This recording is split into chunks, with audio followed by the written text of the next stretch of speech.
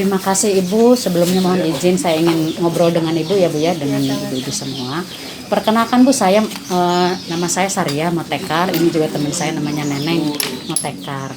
Motekar apa itu Bu? Kalau Motekar itu motivator ketahanan keluarga.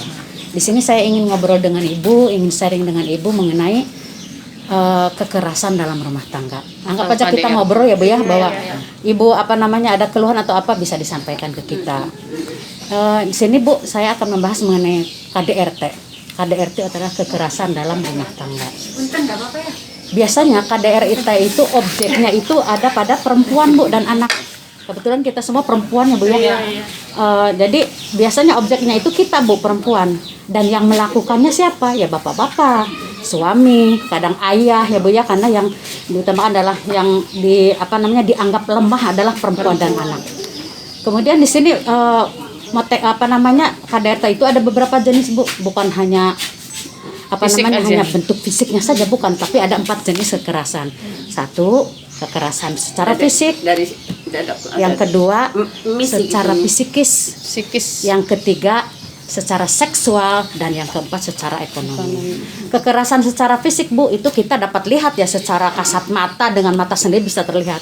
Kenapa? Karena bentuknya ada bekas di dalam tubuh kita, seperti dipukul, ditampar, kemudian ditendang ataupun ditonjok ya Bu ya, kan akan meninggalkan bekas di dalam tubuh kita. Itu kekerasan secara fisik. Kemudian yang kedua itu kekerasan secara psikis. Itu yang dirasakan oleh hati. Kenapa? Karena berbentuknya cemoohan, sindiran, kemudian ejekan ya Bu ya. Contohnya saja, misalnya ibu memasak nggak enak sama suaminya diomong, ibu masaknya nggak enak banget katanya gitu. Ya itu termasuk di dalam kekerasan dalam rumah tangga secara fisikis ya Bu ya. Yang ketiga adalah secara seksual. Secara seksual ini maaf Bu, kan kita sudah berumah tangga Ibu ya. Ini si ibu dan si bapaknya tuh pengen melakukan hubungan suami istri dengan ibu. Tetapi pada saat si bapak ngajak, ibu itu dalam keadaan sakit ataupun kecapean, kelelahan karena habis bekerja seharian. Tetapi si bapak tetap memaksa, seakan-akan memerkosa kalau bahasa kasarnya Bu ya. Nah itu pun termasuk kekerasan dalam rumah tangga secara seksual. Yang keempat secara ekonomi. Apa tuh ekonominya? Ya ditelantarkan oleh bapaknya. Ibu nggak dinafkahi secara lahiriah, nggak dikasih uang, nggak dikasih apa ya Pak Bu. Padahal sehari itu ibu butuh uang 50.000 misalnya untuk kebutuhan sehari-hari, tapi bapak hanya ngasih 10.000. Nah itu termasuk kekerasan di dalam rumah tangga secara ekonomi. Faktor penyebabnya apa tuh kok timbul kekerasan dalam rumah tangga seperti itu? Biasanya pengangguran, karena bapaknya nganggur. Kalau yang nganggur itu emosi tingkat tinggi Bu. Sedikit-sedikit marah, sedikit-sedikit emosi. Nah mending kalau hanya marah dan emosi saja. Ada lagi faktor lainnya Bu, yaitu karena perselingkuhan. Karena nganggur bapaknya pengen selingkuh karena kesal di rumah lihat itu lagi katanya. Akhirnya jajan di luar. Itulah yang menjadi faktor penyebab adanya kekerasan di dalam rumah tangga. Terus bagaimana nih solusinya untuk tidak terjadi kekerasan rumah tangga? Yang pertama adalah agama. Kita harus memperkuat mengenai agama. Yang kedua komunikasi antara ibu dan bapak. Sedikit banyak permasalahan obrolkan.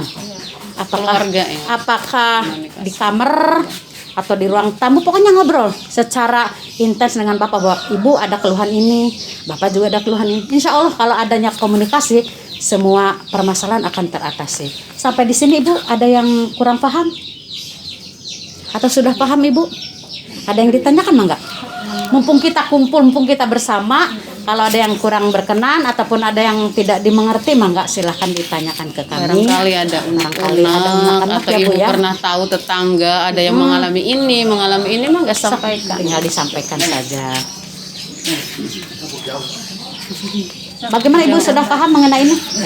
Kalau misalnya mengenai kekerasan dalam rumah tangga Ibu sudah paham, mungkin cukup sampai di sini ngobrol kita Ibu ya. Lain waktu kita sambung kembali. Terima kasih atas kesediaan Ibu ngobrol dengan kami. Saya akhiri billahi taufiq wal hidayah. Wassalamualaikum warahmatullahi wabarakatuh. Maaf ya Bu ya, mohon maaf. Terima kasih.